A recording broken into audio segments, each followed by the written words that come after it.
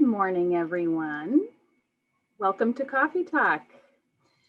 We are your hosts, Southborough Youth and Family Services. My name is Sarah Castle, and I am the Director of Southborough Youth and Family Services. And with me this morning, we have Megan Island, who's our Assistant Director. Good morning, Megan. Morning.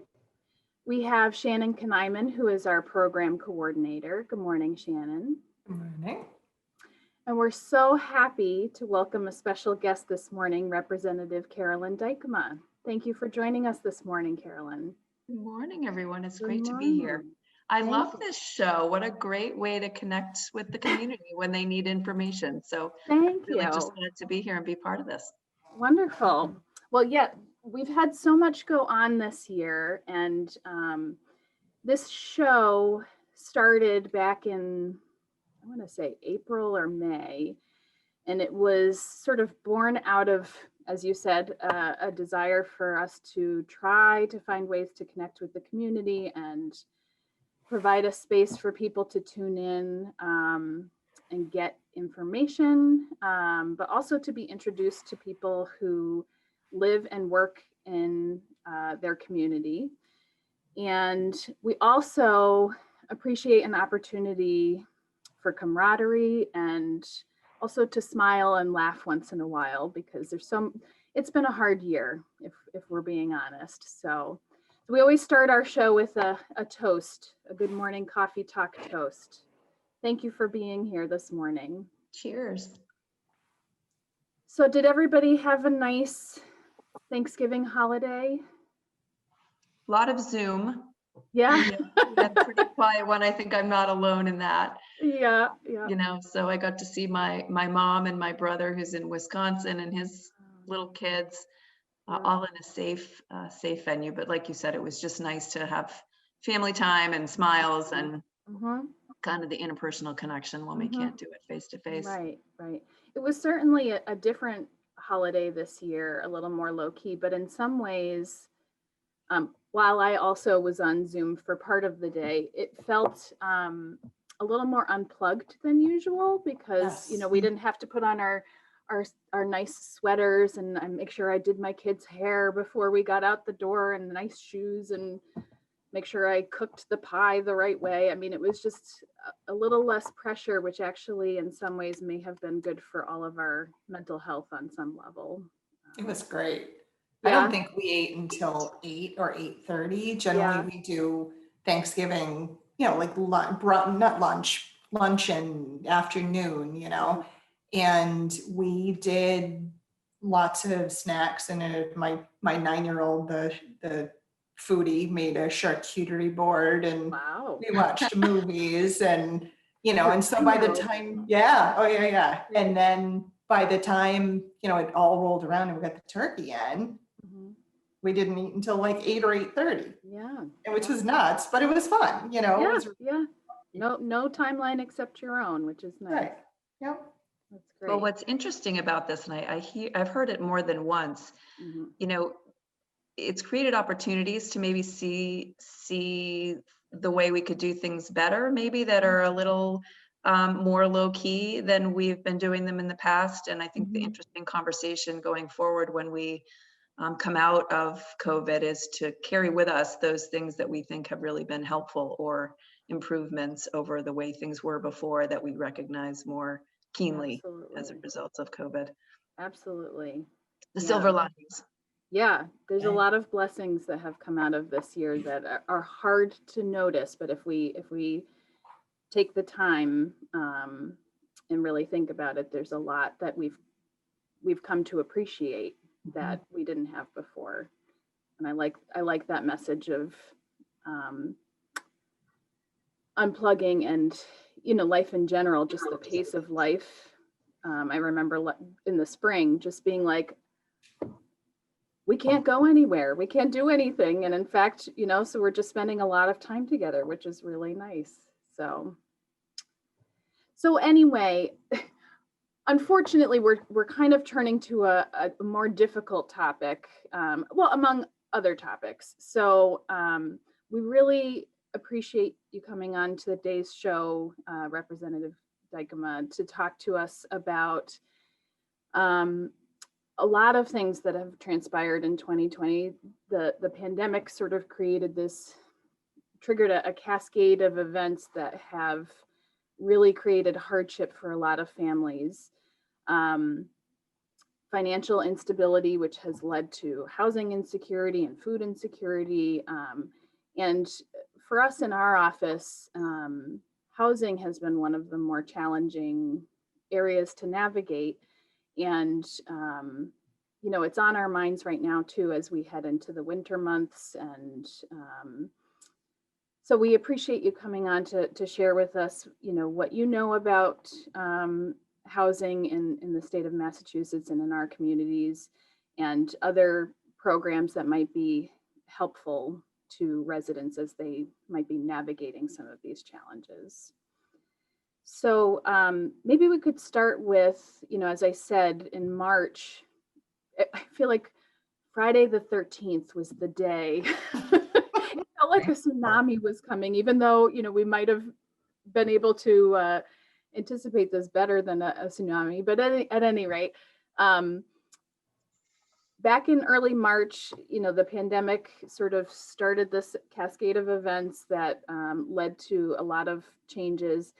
How did the pandemic really lead to housing instability for communities or for families? Sure, and I want to just start by thank you for all the work that you do. I know families, more than ever rely on community resources, and Southborough has always been really great at identifying those needs and then responding. So I know that you are a critical piece of community support. And with respect to housing generally, I very much share your concern about family instability as a result of COVID. And I share the challenges that we face with housing in particular. And as we were talking for a little bit before the show, the issue of lack of affordable housing here in Massachusetts is one of the most significant that we face, really. Mm-hmm. We spend a lot of time in the legislature talking about how we are going to respond to this. And leading up to COVID, long before COVID, my office would get calls, very challenging calls, some of the most challenging calls that we have gotten, frankly, around the need for housing for, families with young children who are on the verge of becoming homeless. This was not only the case during COVID, but of course, during the recession in 2010 and 2011, we were facing a lot of these issues. And there are programs, thankfully, that the state has put in place, and we'll talk about some of those I know today. But the bottom line is this is a much bigger challenge that we face as a state, and how we are going to create more affordable housing units in our communities. And in fact, in communities, not just certain communities, but really in communities all across the Commonwealth. And this is going to require a really strong partnership between the state as well as our local communities, because we can provide some supports, and we certainly have policy around housing, but at the end of the day, this housing is built in our communities. Mm-hmm. Mm-hmm. And a lot of the important work gets done in our local boards and in our neighborhoods, and in the support from the residents of the community for this housing. So I hope that this conversation in the community will continue after we know we will come out of COVID. We believe that we'll be stronger than ever, and I firmly believe that we will be, but this challenge is going to take some focused effort. And it's not only a community issue where it affects our friends and our neighbors, but it's also an economic issue. It's one that I've heard for quite a while now from our employer community. And we know that employers play an important role in employing local folks and making sure that they have incomes to pay the bills. And if employers are telling us that the employees that they need to attract and retain, both locally and those that they may need to come in from other locations across the country, if they can't offer affordable housing in communities with great schools and other great resources, they're constrained as employers, and they can't expand here as we want them to, as we hope they will. Mm-hmm. So there are many interests at this table. And I know that it's been one of the priorities, not only for the legislature, but also for the governor. I think in fact, he's even said recently, I think that it was his top priority. for the Commonwealth. Mm. So all to say that you all are doing the on the ground, kind of boots on the ground, frontline work, working with families on a much bigger issue that we all need to work together on. It sounds like it's you know, there's so many different players involved. You know, you talked about the legislation that's working on this, our department boots on the ground, but it's this really big system and has been an issue for a long time, and unfortunately the pandemic has really exacerbated some of these challenges. And so what happened, which is what you mentioned, so you know, obviously we moved into COVID mode so quickly. I think it all kind of took us by surprise. It was literally from one week to the next, we were living in a completely different world. And we did, my office, one of the largest number of calls I've gotten is around unemployment and people, you know, needing unemployment insurance. And new groups of people needing unemployment, those who haven't been covered by traditional unemployment, as we call, you know, gig workers or contract workers who didn't qualify. Thankfully, we were able to expand those funds to be able to reach more families, which was incredibly important. And I don't have the numbers or the stats, but I have to believe that the extra income provided through those programs, primarily the CARES Act, federal money, stimulus money that came through, was really important in keeping people not only in their homes, but also, you know, providing nutrition for their families and just meeting basic needs. So one of the challenge, you know, and so I think that mitigated some of the housing issues that we might have seen more dramatically at the beginning of COVID. And although we did start to see them, and I know you've been watching the landscape, the legislature did put in place an eviction moratorium that only just ran out in October and has not at this point been reinstated. And I think, you know, there's been a lot of conversations about how we address this issue. I think no one doesn't think it's an issue. Everyone knows it's a very significant issue. I think the conversation right now is really how do we address it in the most productive way that we can for families.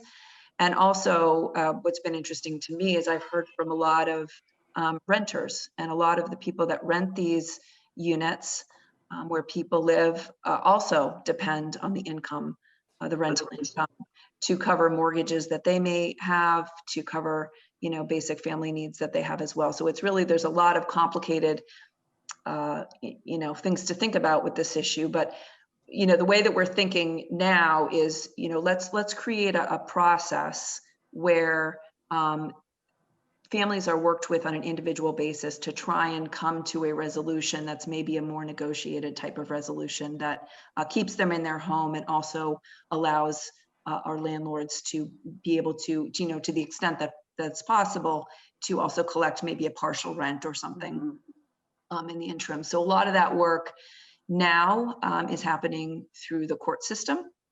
So that the interesting thing is at the beginning of COVID, like the rest of us, our courts essentially had to close down because they couldn't allow people in the building. They didn't really have the technology to be able to do things virtually like they can now. So I think the moratorium was incredibly important at that point to just keep people housed. Now that the courts are back up and running again, they're able to be a little more accommodating for some of these conversations that may, you know, allow some of these evictions and foreclosures to come to negotiated resolutions with the assistance of the court. And to the same, you know, extent, there's for those pre-court, hopefully, who want to still get these issues resolved, there are mediation services that are available. So if you're looking at a situation that may become more dire, you can work with a negotiator who can actually help, you know, triage with your landlord and find kind of some way that you can move forward together. Hopefully with the assistance of some of these state programs like the MRVP program and the RAFT program that we're continuing to provide more funding into at the state level to be able to supplement local family incomes who, you know, who may have had job loss, which, you know, they need to deal with and won't be able to fully resolve until they're reemployed. So could you tell us, I'm going to jump ahead a little bit. you were talking about like the raft program and some of the programs that are out there. Can you tell us a little bit more about what those are and how can someone access those? Sure. So, in many cases, you really do need additional funding to be able to supplement whatever the lost income is. And in many cases, unemployment or whatever other sources of income, temporary sources of income aren't going to cover the cost of housing, which, as we were talking about, is quite high here in Massachusetts.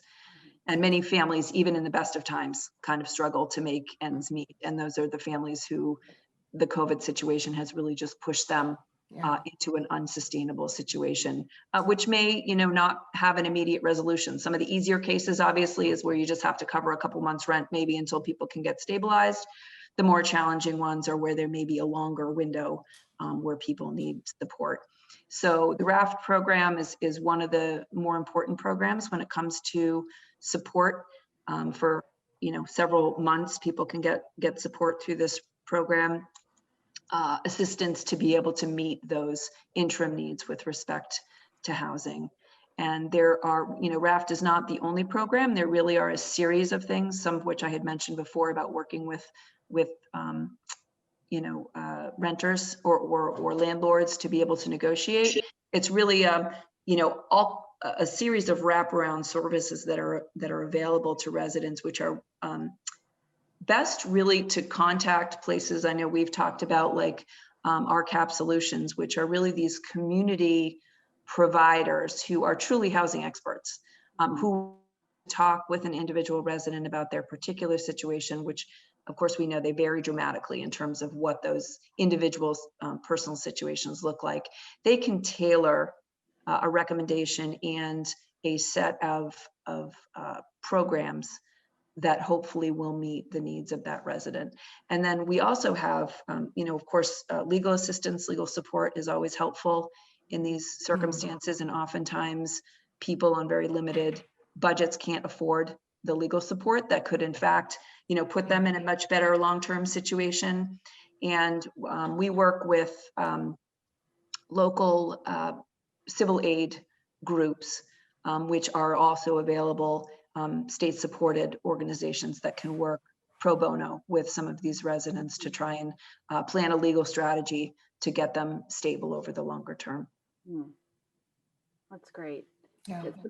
I think just navigation support, some of these systems are so complicated, and if this is a first time for you going through this, and if you're in a difficult place and under a lot of stress, it's really hard to be able to think clearly and I imagine getting overwhelmed very quickly. So those services that are in place are so helpful for creating a strategy, as you said. I agree. It can be overwhelming. Obviously, if you're in this situation, there are a lot of stressors that you're trying to cope with at the same time, and to navigate a new system that's very complicated when you're already in a challenging place is of course challenging. But really these places like RCAP are intended to be the first point of contact. So once a resident reaches out, RCAP will ask a lot of questions. Obviously, you don't need to really be prepared before you call. Just call and they'll walk you through what you need to be thinking about, ask you for the information that they'll need to be able to understand and make recommendations for your personal situation about how you might move forward and what applications you might need to fill out, and other community resources that may be helpful, because they have a network of other community resources that they can tap into as well, based on needs. And of course, as I said, I often get a lot of these calls, and they are challenging. We are not an expert in my office as they are at RCAP, but we certainly can play a role. My office and my staff has gotten, as much as anyone can be an expert at this without being an expert, they've gotten pretty good at these and can certainly provide whatever support we're able to provide as well. Great, that's great. I'd love to just put a little plug too for our office. This is Southborough specific, but it's been confusing for some people because Southborough is part of Worcester County. And so for fuel assistance, for example, we might go to SMOC because we're in their catchment area for fuel assistance.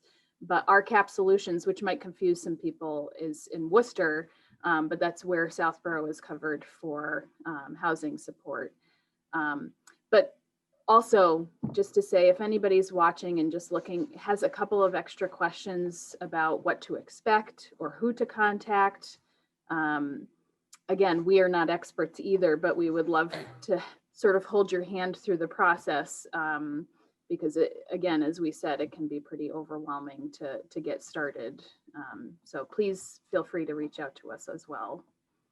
And I think one of the things that would be important to think about, and I know hard to think about when you're thinking about a lot of things, but housing, the more time that you have to be able to resolve housing issues, the better Yes.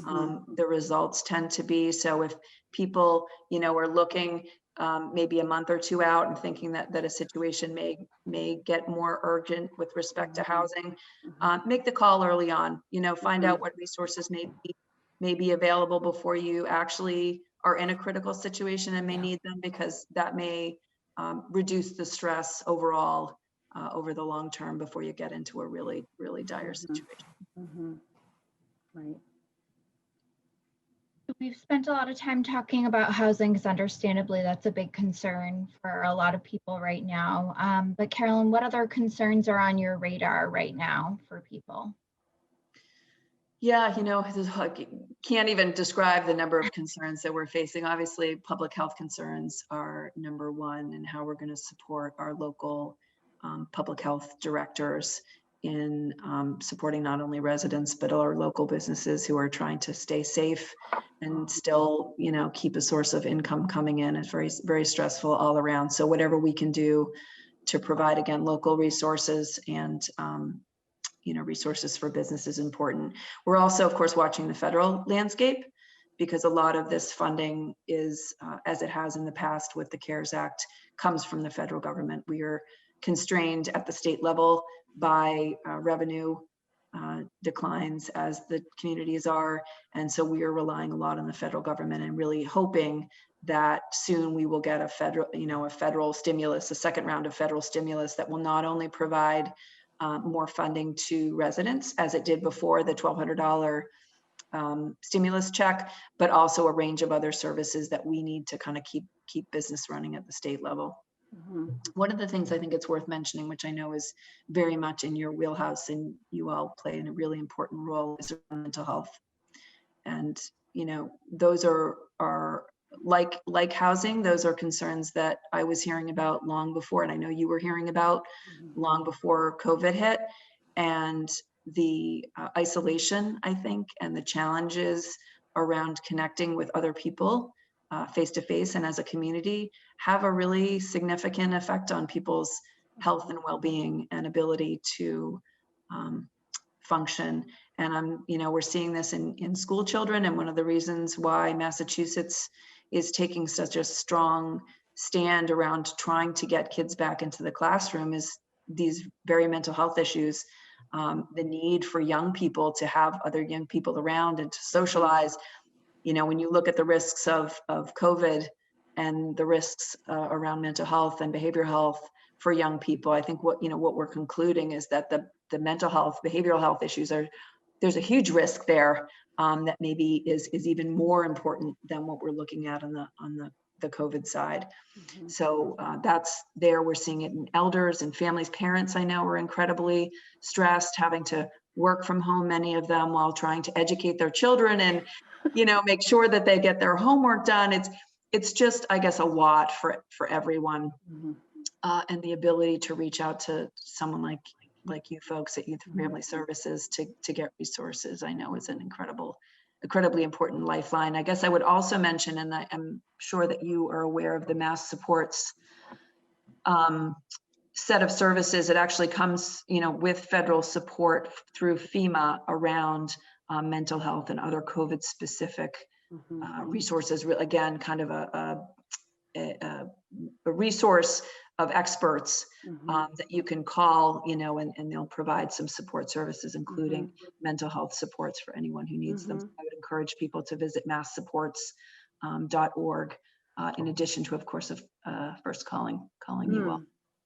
I'm so glad you mentioned that resource. We have that on our website, but it's a little buried among lots of other pieces of information also. So we'll be sure to mention that in our comments after the conclusion of today's episode, because I agree, it's a great resource and one that should be widely shared. I know there is a lack of clinicians, which has always been a concern. You know, people have needs, and it's hard to match them up with someone to speak with. And I did speak with the woman from Mass Supports the other day, and she was mentioning that they do have resources available, and they're hoping that more communities will be able to tap into those. That's great. It's amazing how COVID has, you know, it's its own issue, of course, but it's amazing how it's been a microphone to lots of things that have been simmering under the surface. And, you know, I guess it's another silver lining that it's really put us in a way to focus on the fact that, you know, we have housing issues in Massachusetts, that throughout the country, we don't have enough mental health supports. And, you know, so it's things that once we're able to really get back out into the community work that we need to do as a community to support each other, that, you know, I think it's very easy to, you know, racial inequality really came to light because of COVID.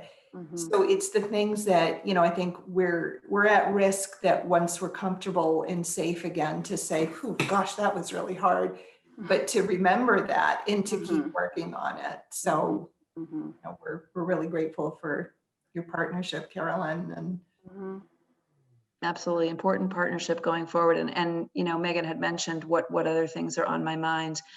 One of the things that's very much on my mind and on the legislature's mind, which is shocking, honestly, to even have this conversation in Massachusetts, but is food insecurity and the lack of basic nutrition for a lot of Massachusetts residents in every community. It's not just in some communities. We know that in certainly in the communities that I represent, which are fairly economically well off, there is still hunger out there, you know, which is very troubling. And I think it's worth noting that today is Giving Tuesday. So fortunate to be here with you on Giving Tuesday. And if anyone is inclined to make a financial contribution anywhere for Giving Tuesday, please, you know, think of our local food pantries who really are, again, other boots on the ground for these nutrition issues.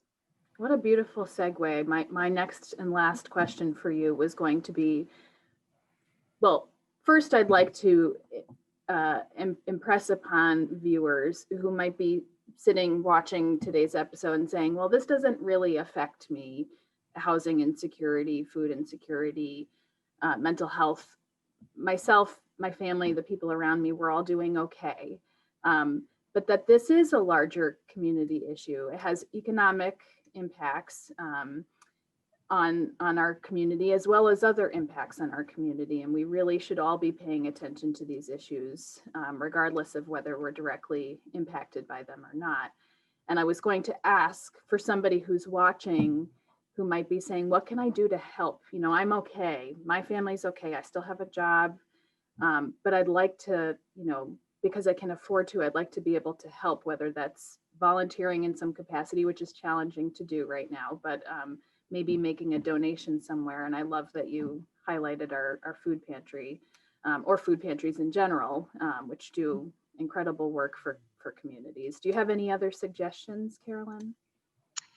You know, back to kind of circling back to where we started, which was around housing and how challenging our housing situation is. That is very much going to depend on the grassroots to come forward and really start advocating for local initiatives to address these concerns. It's not something that we want to or can, frankly, come top down, right? It come bottom up. And certainly the state will support local efforts to the extent that we can, but getting engaged in, you know, groups dedicated toward addressing homelessness, or groups like Habitat for Humanity that are building some of these units, working in partnership with communities to house local families. All of those organizations are important, not only during COVID, but will remain important in the long term. So if people are looking for making a longer term commitment to volunteering or making a financial contribution, all of those organizations are great suggestions. Wonderful.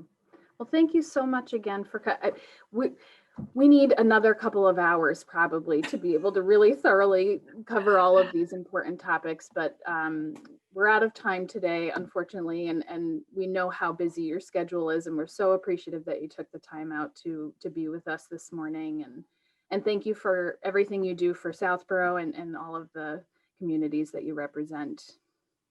Well, thank you all, and I just want to close by thanking you, because really the work that you do is so important. I know the types of issues that you handle, not often, are they public, that people appreciate really what you're doing and how important it is to the community. So I just want to thank you for that on behalf of everyone that relies on you, and on, just recognize what a great job Southborough does in general. Your work, I know, is because of the commitment of the community leaders and community residents to making sure that you have the resources that you need. So talk about community effort, you are a great example. So thank you for all you do. It's great to be here, and I would certainly love to come back if we have another. Wonderful. Thank you so much. We want to make sure that we mention next week we have a pediatric nurse practitioner, Suzanne Allen.